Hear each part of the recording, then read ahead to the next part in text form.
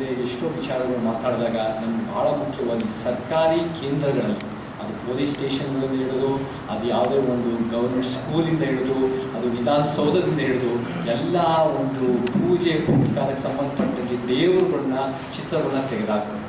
ಈ ಚಿತ್ರಗಳು ನಮಗೆ ಯಾವ ಒಂದು ವೈಜ್ಞಾನಿಕತೆ ಇಲ್ಲ, ನಮಗೆ ಇದರಿಂದ ಯಾವ ಒಂದು ಉತ್ತಮ ಸಮಾಜ ಕಲ್ಪನೆ ಇಲ್ಲ.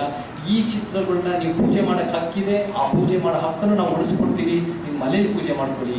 ಈ ಸರ್ಕಾರಿ ಶಾಲೆಗಳು ಎಲ್ಲರಿಗೂ ಸೇರಿತ್ತು, ಅದು ಅನೇಕರು ಆ ಧರ್ಮನ ಒಪ್ಪದೇ ಇರೋರಿಗೂ ಸೇರಿತ್ತು, ಮತ್ತು ನಮ್ಮಂಥವ್ರು ಯಾವ ಧರ್ಮಕ್ಕೆ ಸೇರದೆ ಯಾವ ದೇವರನ್ನು ನಂಬದೇ ಇರೋರು ಕೂಡ ಸರಿ ಸಮಾನದ ಭಾರತೀಯರು ಅಂತ ನಮ್ಮ ಸಂವಿಧಾನ ಹೇಳಿದೆ. ಸೊ ಆ ನಿಟ್ಟಿನಲ್ಲಿ ನಮಗೂ ಸೇರಿದಾಗ ಇದೆಲ್ಲ ಒಂದು ಕಡೆ ನಮ್ಮ ಮೇಲೆ ಹೇರಿಕೆ ಅಂತ ಕಾಣುತ್ತೆ, ಕೆಲವೊಂದು ವರ್ಗಕ್ಕೆ ಸೀಮಿತ ಅಂತ ಕಾಣುತ್ತೆ.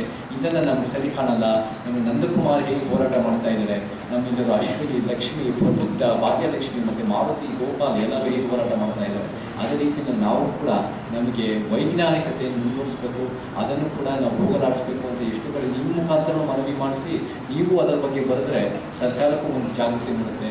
ಅದು ದುರಂತ ಏನಂದರೆ ಈ ಸರ್ಕಾರಗಳು, ಈ ರಾಜ್ಯ ಸರ್ಕಾರ ಅದನ್ನೆಲ್ಲ ವೈಜ್ಞಾನಿಕವಾಗಿ ಪಾಲಿಸಿಬಿಟ್ಟು ಅವರು ಜೈ ಶ್ರೀರಾಮ್ ಅಂತ ಹೇಳಿ, ಅವರು ನನ್ನ ಹೆಸರು ರಾಮ ಅಂತ ಹೇಳಿ, ಅವರು ಮಳೆ ಇವತ್ತಿನ ದಿನ ಕಲಬುರಗಿನಲ್ಲಿ ಎಷ್ಟು ನೀರು ಸಮಸ್ಯೆ ಇದೆ, ಬೆಂಗಳೂರಿನಲ್ಲಿ ಎಷ್ಟು ನೀರು ಸಮಸ್ಯೆ ಇದೆ, ಆ ನೀರಿನ ಸಮಸ್ಯೆಗಳು ವೈಜ್ಞಾನಿಕವಾಗಿ ಸರಿಪಡಿಸೋದು ಬಿಟ್ಟು ಮಲೆ ಮಾದಪ್ಪ ದೇವಸ್ಥಾನ ಗುಡಿ ಹೋಗಿ ಮುಖ್ಯಮಂತ್ರಿ 20 ನಿಮಿಷ ಮಳೆಗೋಸ್ಕರ ಪೂಜೆ ಮಾಡ್ತಾರೆ ಅಂದರೆ ಇದರಲ್ಲಿ ಎಲ್ಲಿದೆ ಒಂದು ವೈಜ್ಞಾನಿಕ ಮನಸ್ಥಿತಿ?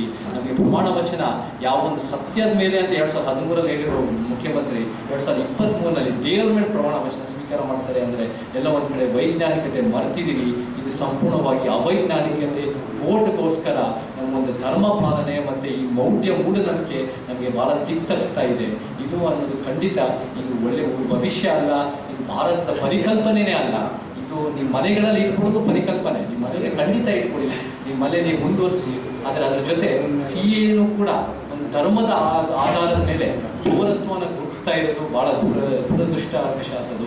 ಯಾಕಂದರೆ ಯಾವತ್ತು ನಮ್ಮ ದೇಶ ಕಟ್ಟಿರೋದು ಎಲ್ಲ ಧರ್ಮಗಳು ಸೇರಿ, ಧರ್ಮ ಸೇರದೇ ಇರೋರಿಗೂ ಈ ದೇಶ ಸರಿ ಸಮಾನದ ಹಕ್ಕಿದೆ.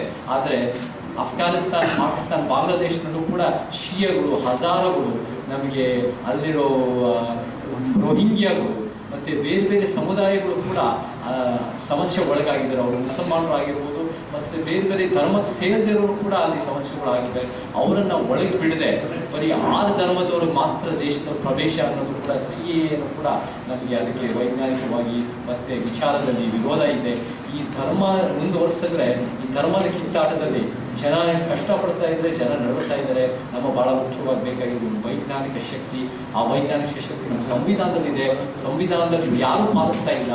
ಅದು ಯಾವ ರಾಜ್ಯ ಸರ್ಕಾರ ಇರ್ಬೋದು, ಕೇಂದ್ರ ಸರ್ಕಾರ ಇರ್ಬೋದು, ಅವರ ತುದಿಗೋಸ್ಕರ ಮುಂದುವರಿಸ್ತಾ ಇದ್ದಾರೆ ಹೊರತು ಇಲ್ಲಿ ಕೂತಿರೋ ನಾವೆಲ್ಲರೂ ಕೂಡ ವೈಜ್ಞಾನಿಕತೆ ಮುಂದುವರಿಸ್ತಾ ಇದ್ವಿ. ಬಹುಶಃ ನೀಲಿ ಜಂಡ ಸಮಾನತಾವಾದಿಗಳು ಮಾತ್ರ ವೈಜ್ಞಾನಿಕತೆ ಮತ್ತು ಸಂವಿಧಾನ ಪಾಲಿಸ್ತಾ ಇದ್ದಾರೆ ಅಂತ ಹೇಳ್ತೀನಿ.